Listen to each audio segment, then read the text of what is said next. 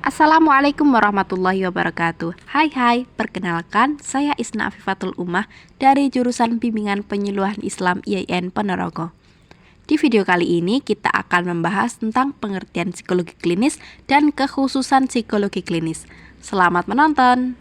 Perlu kita ketahui apa sih psikologi klinis itu? Psikologi klinis adalah studi yang mempelajari tentang perilaku abnormal manusia. Selain itu, psikologi klinis merupakan psikologi terapan yang berbeda dengan psikiatri. Perlu juga diketahui bahwa ada berbagai macam kekhususan dalam psikologi klinis. Akan tetapi pada kesempatan kali ini kita hanya akan membahas 4 macam saja. Yang pertama ada psikologi klinis anak, yang kedua ada psikologi klinis dewasa, yang ketiga ada psikologi kesehatan, dan yang keempat ada psikologi forensik. Lalu apa sih tujuan dari kekhususan ini? Tujuannya untuk memudahkan dalam pengobatan dan pembimbingan kepada klien. Selain itu juga membantu mempercepat individu mencapai pemulihan dari gangguan mental dan masalah emosional. Kekhususan yang pertama yaitu psikologi klinis anak. Psikologi klinis anak merupakan bidang khusus yang berfokus pada penilaian, diagnosis, dan penanganan masalah kesehatan mental pada anak-anak dan remaja. Psikolog klinis anak dan remaja adalah spesialis dalam psikologi profesional yang mengevaluasi dan merawat anak-anak dari segala usia dengan gangguan perilaku, gangguan perkembangan, dan gangguan lainnya. Psikolog klinis anak dan remaja dapat melakukan atau merekomendasikan tes untuk menilai kesehatan mental anak dan remaja. Sebagian besar tes dilakukan dengan wawancara, daftar periksa dan penilaian, dan observasi langsung. Contoh gangguan-gangguan klinis pada anak. Yang pertama ada Attention Deficit Hyperactivity Disorder atau ADHD. Gangguan ini ditandai dengan kurangnya perhatian, hiperaktivitas, dan impulsivitas. ADHD dapat berdampak signifikan pada kinerja akademis dan interaksi sosial anak. Yang kedua, ada gangguan kecemasan. Anak-anak mungkin mengalami kecemasan umum, kecemasan sosial, atau fobia spesifik. Gejalanya seringkali meliputi kekhawatiran berlebihan, kegelisahan, dan gejala fisik seperti sakit perut. Yang ketiga, depresi.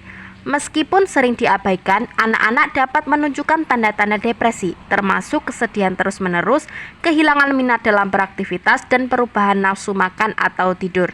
Yang keempat, gangguan spektrum autisme atau ASD. ASD mencakup berbagai kondisi perkembangan saraf yang mempengaruhi komunikasi, perilaku, dan interaksi sosial. Yang kelima, gangguan pembangkangan oposisional atau ODD. Gangguan ini ditandai dengan pola suasana hati yang marah, mudah tersinggung, perilaku argumentatif, dan dendam. Kemudian, apa saja sih terapi klinis untuk anak dan remaja? Yang pertama ada terapi perilaku kognitif atau CBT. CBT membantu anak-anak mengidentifikasi dan mengubah pola pikir dan perilaku. Terapi ini sangat efektif untuk mengatasi kecemasan dan depresi. Yang kedua, terapi bermain. Pendekatan ini memungkinkan anak-anak untuk mengekspresikan perasaan dan pikiran mereka melalui permainan, sehingga memudahkan untuk mengomunikasikan pengalaman mereka. Yang ketiga, terapi keluarga. Melibatkan anggota keluarga dalam terapi dapat membantu meningkatkan komunikasi dan menyelesaikan konflik, sehingga menciptakan lingkungan yang mendukung bagi anak. Yang keempat, obat.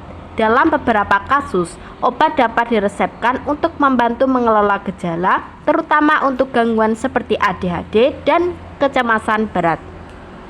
Yang kedua, psikologi klinis dewasa. Psikologi klinis dewasa adalah cabang dari psikologi yang berfokus pada diagnosis, evaluasi, dan pengobatan masalah kesehatan mental pada individu dewasa.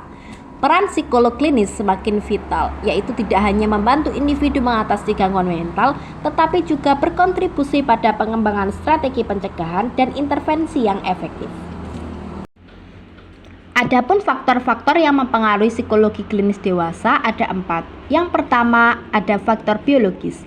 Penelitian menunjukkan bahwa banyak gangguan mental seperti depresi dan kecemasan memiliki komponen genetik. Yang kedua, faktor psikologis. Faktor psikologis mencakup pengalaman hidup, pola pikir, dan mekanisme coping individu. Misalnya, individu dengan pola pikir positif mungkin lebih mampu mengatasi tantangan hidup dibandingkan dengan mereka yang memiliki sikap pesimis. Yang ketiga, faktor sosial. Dukungan sosial yang kuat dapat meningkatkan kesehatan mental individu, sementara isolasi sosial dapat memperburuk kondisi psikologis. Selain itu, norma budaya dan harapan masyarakat juga dapat mempengaruhi bagaimana individu menghadapi masalah kesehatan mental. Yang terakhir, faktor lingkungan. Faktor lingkungan mencakup kondisi fisik dan sosial di sekitar individu. Misalnya, individu yang hidup dalam kondisi ekonomi yang sulit mengalami stres yang berkepanjangan. Perubahan kehidupan seperti perceraian, kehilangan pekerjaan, atau pindah ke tempat yang baru juga dapat mempengaruhi kesehatan mental. Contoh gangguan-gangguan dalam psikologi klinis dewasa. Yang pertama, depresi. Depresi merupakan suatu kondisi yang ditandai oleh perasaan sedih yang berkepanjangan, kehilangan minat, dan perubahan dalam pola tidur atau makan. Yang kedua, kecemasan. Mencakup berbagai gangguan seperti gangguan kecemasan umum, fobia, dan gangguan panik. Individu dengan kecemasan sering merasa tegang yang berlebihan dan sulit mengatasi situasi sehari-hari. Yang ketiga, gangguan stres pasca trauma atau PTSD.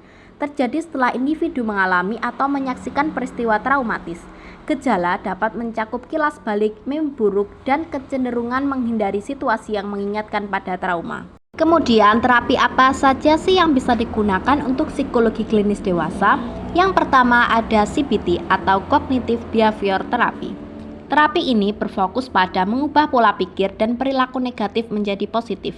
Yang kedua, REBT atau Rational Emotive Behavior Therapy. Merupakan pendekatan terapi yang berfokus pada mengubah pola pikir irasional atau tidak logis menjadi rasional.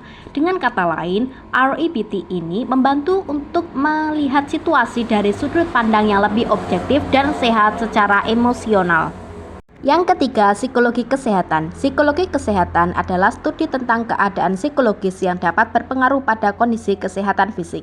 Psikolog dalam bidang ini mempelajari bagaimana ide, perasaan, dan perilaku seseorang mempengaruhi kesehatan fisik mereka. Psikologi kesehatan menekankan pada aspek penting yaitu interaksi antara faktor psikologis dan fisik. Selanjutnya, faktor-faktor yang mempengaruhi psikologi kesehatan. Yang pertama ada faktor individu. Faktor individu meliputi karakteristik pribadi seperti kepribadian, sikap, dan kebiasaan. Yang kedua, pengaruh sosial.